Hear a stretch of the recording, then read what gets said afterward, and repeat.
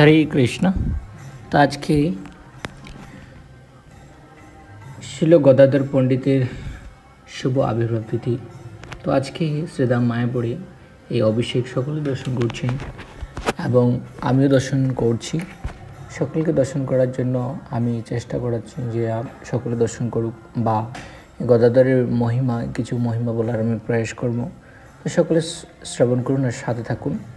তো যে বিষয়টা আজকে যে গদাধর পণ্ডিতের যে শুভ আবির্ভাব তিথি, তা আমি কিছু এই কথাটা বলার প্রয়াস করছি।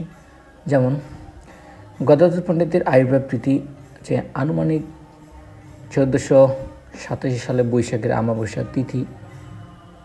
আবির্ভাবস্থল আর সময় করা হচ্ছে গৌরলীলা। আবির্ভাব স্থান হচ্ছে বেলিটি গ্রাম, চট্টগ্রাম জেলা, আধুনিক বাংলাদেশ। মতান্তরে শ্রীধাম নবদ্বীপ, নদিয়া জেলা, অধুনি পশ্চিমবঙ্গ, ভারত। পিতামাতা শ্রী মাধব মিশ্র রূপে বিশ্বভানু ও রত্নাবতী দেবী বিশ্বভানু পত্নী কীর্তিধারানী। ভ্রাতা জগন্নাথ ও বাণীনাথ। নয়ানন্দন গোস্বামী ভ্রাতা পুত্র। পিতৃশ্রী গুরুদেব শিল মাধবেন্দ্রপুরী, শ্রীপাদ লক্ষ্মীপতির প্রধান শিষ্য। শিল মাধবেন্দ্রপুরীর শিষ্য ঈশ্বরপুরী অদ্বৈত আচার্য শ্রীমান নিত্যানন্দ প্রভুর শ্রী মাধব মিশ্র পরমানন্দপুরী, ব্রাহ্মণনন্দন পুরী, রঙ্গপুরী ও পুণ্ডরিক বিদ্যানিধির ও রঘুপতি উপাধ্যায় প্রমুখ বিখ্যাত ছিলেন। শ্রী গুরুদেব ছিলেন শিল পুণ্ডরিক বিদ্যানিধি। তো এই হচ্ছে গদাধর পণ্ডিতের কিছু বিষয় আমি বলার প্রয়াস করেছি। আরও কিছু আছে খুব সুন্দর। গদাধর পণ্ডিত ছিলেন চৈতন্য মহাপ্রভুর একজন ঘনিষ্ঠ সঙ্গী। তারা শৈশবকাল তথা সন্ন্যাসী জীবনে এক দীর্ঘ সময় একসঙ্গে কাটিয়েছেন।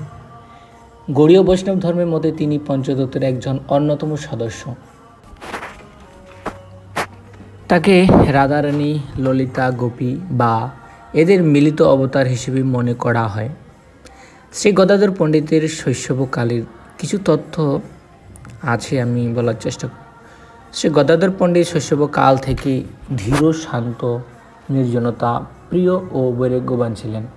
শৈশবকালে শ্রী গৌর সুন্দর খুব চঞ্চল ভাব প্রকট করে যাকে তাকে ন্যায়ের ফাঁকি জিজ্ঞাসা করতেন। চৈতন্য মহাপ্রভুর সাথে সম্পর্কে শিষ্যকালে কিছু লীলা। শিশু লীলার সময় গৌরহরি গদাধরকে সঙ্গে নিয়ে কখনো নিজ অঙ্গে কখনো গদাধরের গৃহে বিবিধ লীলা খেলা করতেন। গ্রামের পাঠশালায় উভয়ই একসাথে অধ্যয়ন করতেন। গদাধর বয়সে মহাপ্রভু কয়েক বছর ছোট ছিলেন অবশ্য। আসলে কৃষ্ণলীলাতে যিনি রাধিকা, আবার গৌরলীলাতে তিনি গদাধর পণ্ডিত। তার সম্পর্কে শ্রী চৈতন্য চরিতামৃতে এর আদি খণ্ডে প্রথম পরিচ্ছেদে বলা হয়েছে, গদাধর পণ্ডিতাদি প্রভুর নিজ শক্তি, তার সবার চরণে মোর সহস্র পরিণতি। নবদ্বীপে তার বাসস্থান থাকলেও শ্রী শ্রী গৌরাঙ্গের সঙ্গে কীর্তন বিলাস করে তিনি নীলাচলে যান।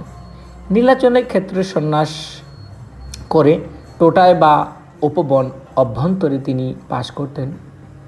শ্রীমান মহাপ্রভুই যমেশ্বর টোটার তার বাসস্থান নির্মাণ করে দেন। যমেশ্বর টোটায় উনি শ্রী গোপীনাথের সেবায় স্থাপন করেন।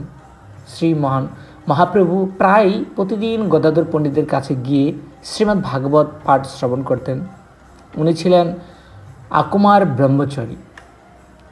শিল ঈশ্বর পরিপাত তাকে নিজ চরিত্র কৃষ্ণলীলামৃত অধ্যয়ন করিয়েছিলেন।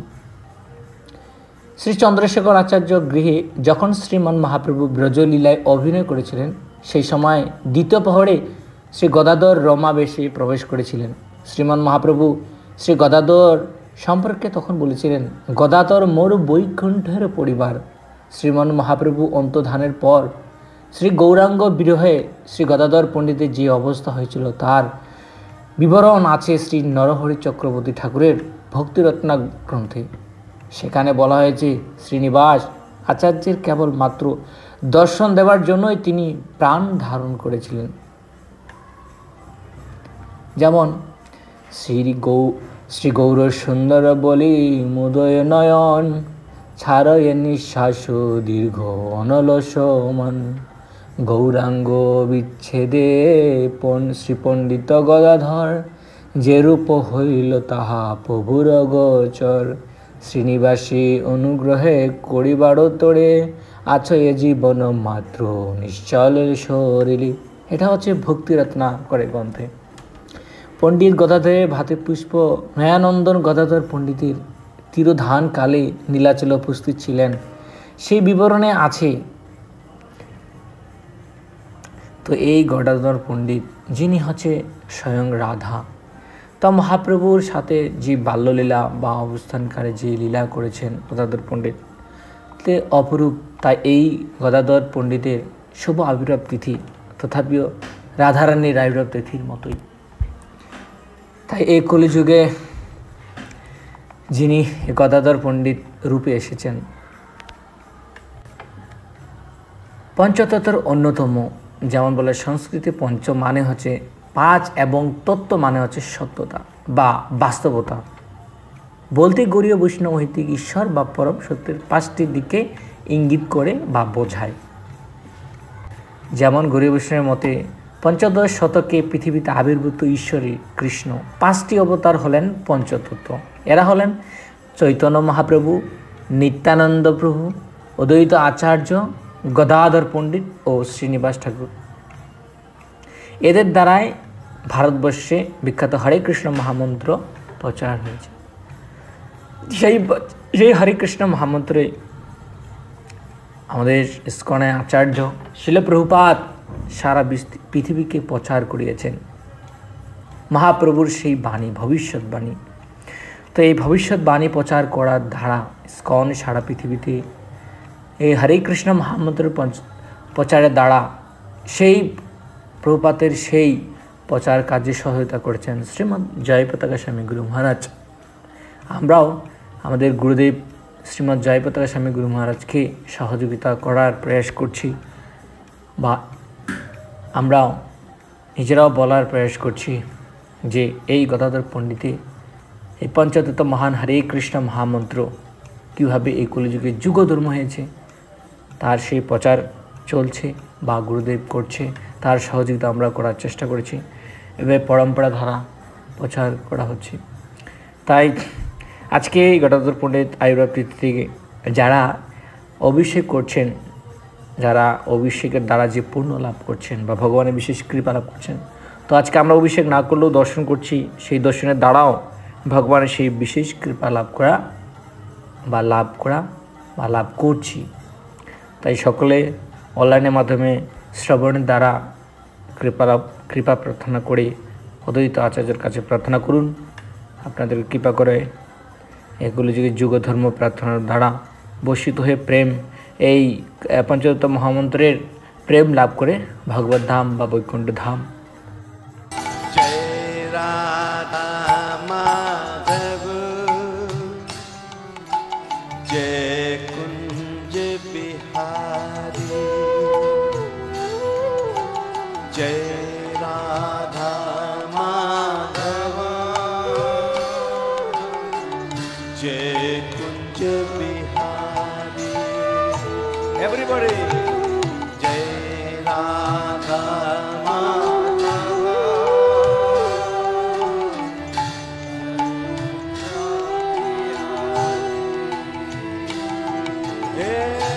জয় গোপী জন বল্লভ, জয় গোপী জন বল্লভ, জয় गिरिवरधारी, हे जय गोपी जन बल्लभ, जय गोपी जन बल्लभ, जय गिरिवरधारी, जय राधा माधव, जय कुंज बिहारी।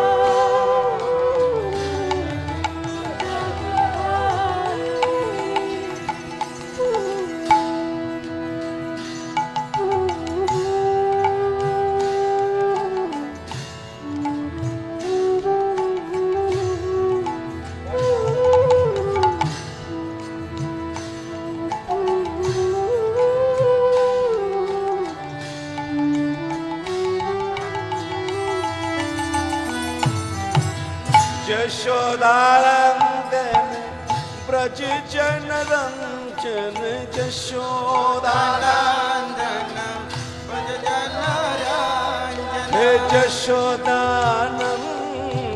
ब्रज जन रंजन यशोदानंदन ब्रज जन रंजन हे यशोदानंदन ब्रज जन रंजन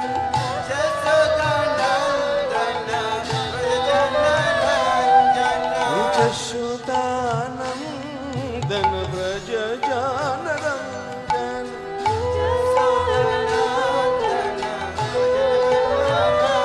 हे यशोदानंदन ब्रज जन रंजन